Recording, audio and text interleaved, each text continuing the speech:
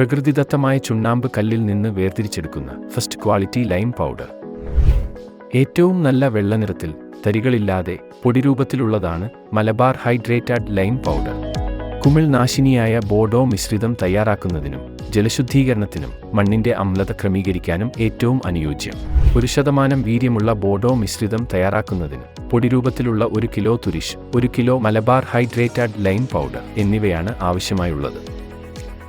തുരിശ്, Malabar hydrated lime powder എന്നിവ 50 litre വെള്ളത്തിൽ 2 ബക്കറ്റുകളിലായി നന്നായി കലക്കുക.